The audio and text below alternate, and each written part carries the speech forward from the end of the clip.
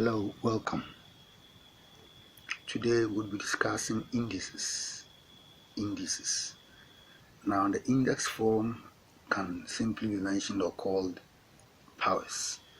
For example, if I have 2 raised to the power 3, is the same as 2 times 2 times 2. If I have a raised to the power 2, it is a times a. So this expression is what we call the index form. Now, in indices, there are 3 laws that we deal with, and then 6 rules. 3 laws, and then 6 rules. You say rules or properties. 3 laws and 6 rules. Now we'll go over these one by one so that you get the basic concept, and then we begin applying these laws and rules. Now the first law, also called the product law,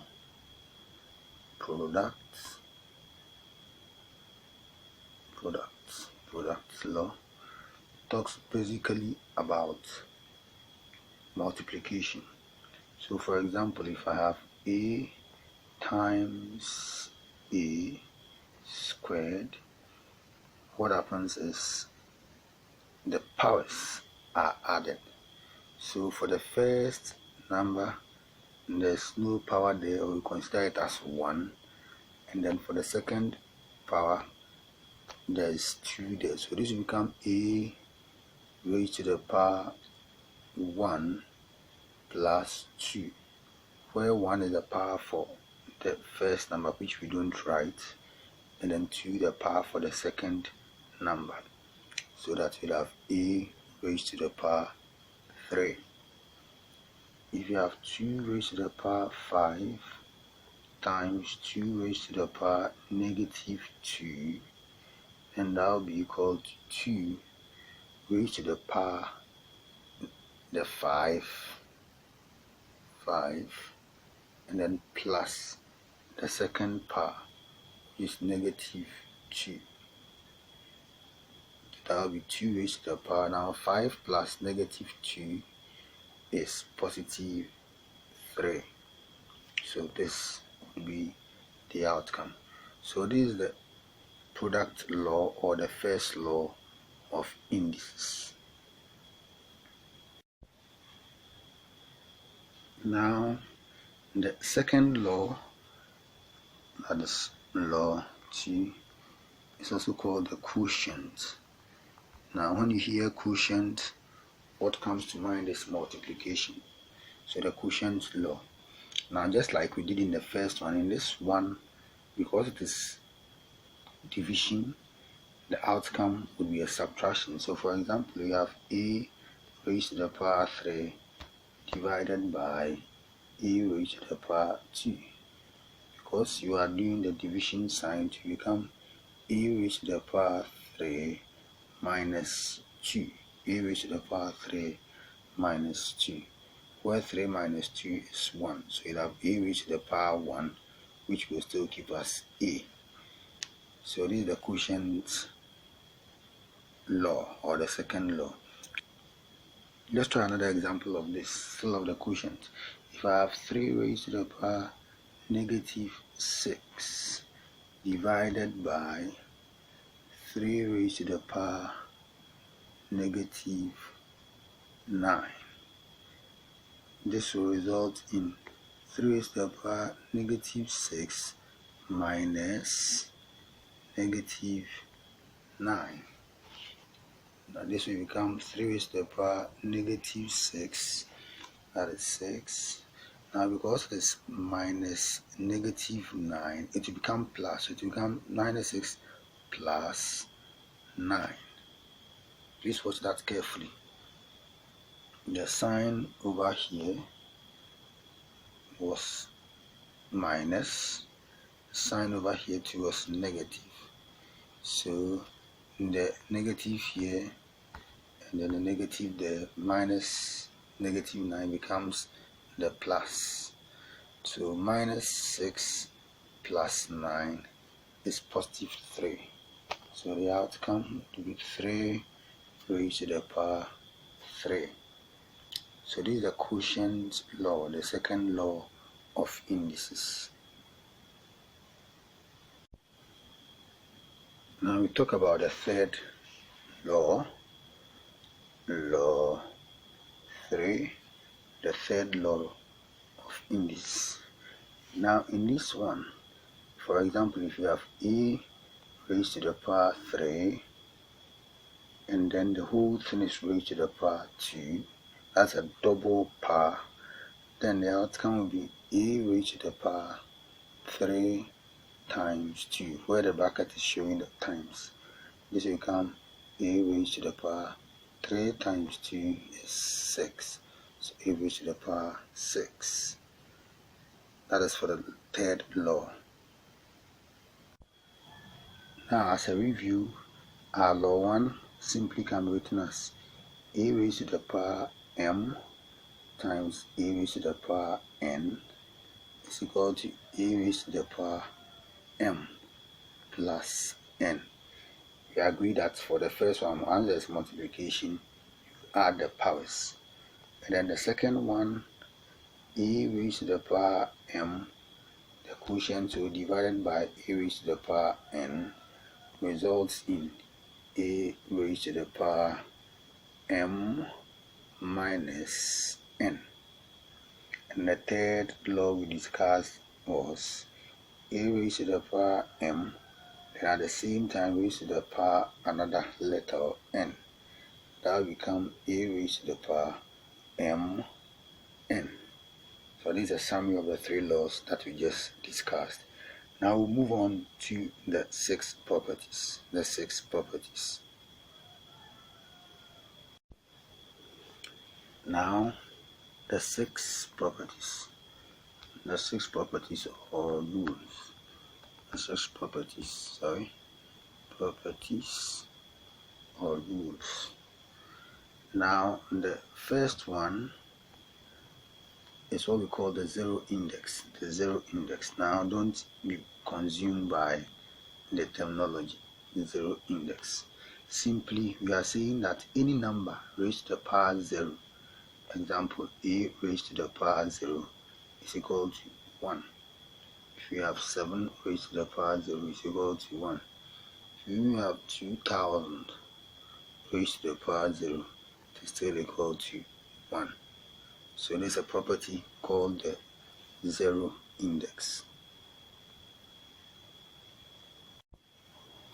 Now we have the second rule. The second rule simply talks about the index of the product of two numbers. So if I have a and b, or a times b, all raised to the power n, then the breakdown of this is a raised to an individual power of n, and then times b also raised to an individual power of n. If I give you say 3a all raised to the power 5, the outcome is, or it can be broken down to 3 raised to the power 5 times a raised to the power 5. Sorry, a raised to the power 5. So this is the index of the product of two numbers, the index of the product of two numbers, and that is rule 2. Now rule 3, which is also the negative index, simply say that if you have a number, say a raised to a negative power, then the outcome for this is the reciprocal, so it's become 1 over a power n. If you have 5 raised to the power 5, raised to the power negative 2, then it become 1 over 5 squared. That will be 1 over 25. 1 over 25. And that's what the third rule talks about. That is the negative index. Then we come to the rule 4. Rule 4. Now rule 4, we talk about the index of two numbers dividing themselves, or the index of the quotient of two numbers. Simply, if you have a over b, that is one number dividing the other, and then they have a power n, then we are saying that when you break it down, the individual numbers will bear the power. So it will become a power n over b power n. So you can split the powers for them. If you have, say, 2 over 3 all squared, then it will be 2 squared over 3 squared. Now 2 squared is 4, 3 squared is 9. So that would be the outcome. This is the fourth rule of indices, the fourth rule. Now we come to the rule 5. The rule 5 is just a combination of two of the earlier rules. Now in rule 5, we are talking about the index of quotient of two numbers. Like I said, quotient is about numbers dividing themselves. So we are talking about the negative index of a quotient, so negative index of numbers dividing themselves. And simply, if you have a over b, this is a quotient of two numbers. Now you are raising it to a negative index. A negative index. I remember earlier when we had a negative index, we had a reciprocal. So your first step is to turn this upside down. So b over a reciprocating, raised to the power n. That's the first step, reciprocated. Then you can relieve them with the power of n. So then b raised to the power n over a raised to the power n. So this is what the rule 5 talks about. Let's look at an example where we would apply this. Now, given this 4 over 5 power negative 2, 4 over 5 power negative 2, our first step would be to take away the negative sign by reciprocating the numbers. So this will become 5 over 4 all squared. 5 over 4 all squared. And then the next step, you leave the power of 2 for each of them. So 5 raised to the power 2 over 4 raised to the power 2. 5 raised to the power 2 over 4 raised to the power 2. And this would be equal to, now 5 raised to the power 2 is 25 over 4 raised to the power 2, that is 16. So this will be the outcome for that computation. And this one is the fifth rule, And let's move on to the final rule for indices. Now we come to the rule 6. You realize that in all the rules that we've been talking about, each of the powers has been a whole number. But this rule 6 is what we call the fractional index. Fractional index. Now the fractional index, you can have something like a raised to the power 1 over n.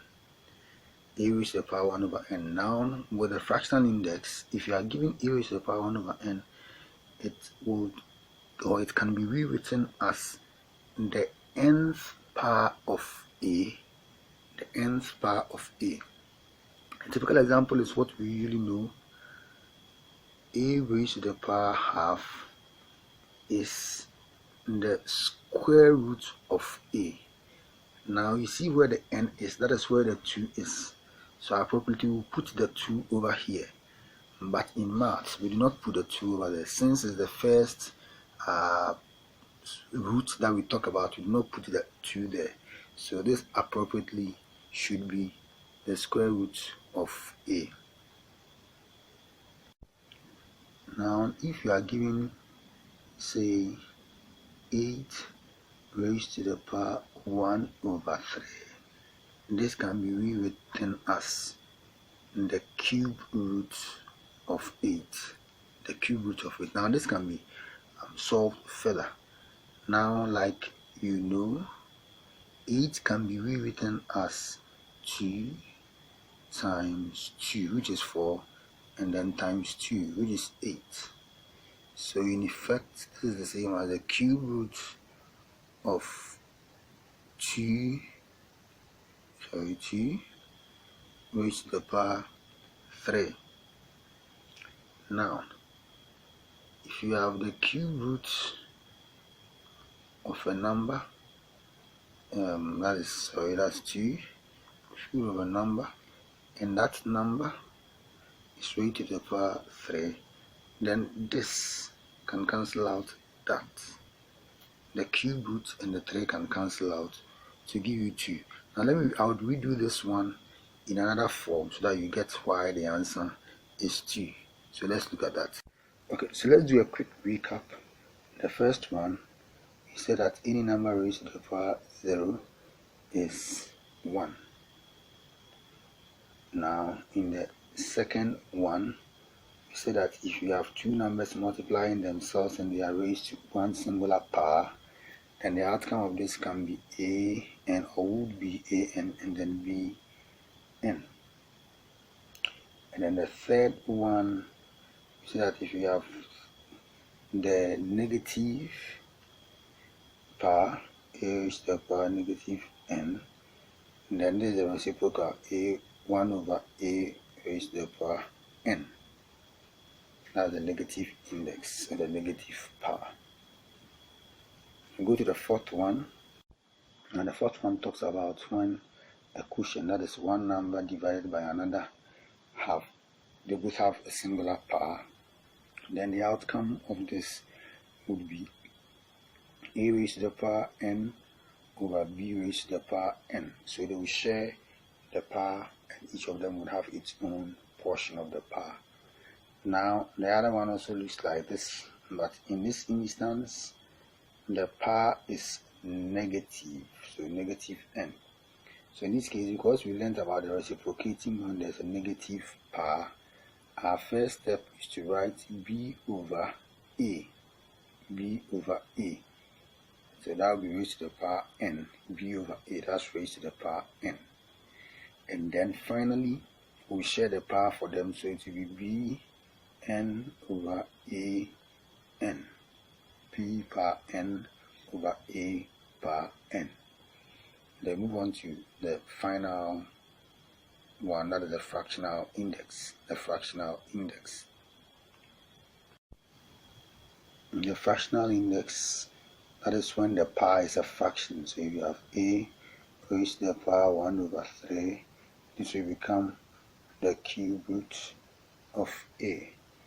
If you have 5 raised to the power 1 over 7, then it will become the 7th root of 5. So generally, these are the properties. So we have discussed 3 laws and 6 rules of properties. Now in the next slide, we are going to apply all this that we've discussed in other questions so that you get to understand how these are applied. So let's go on.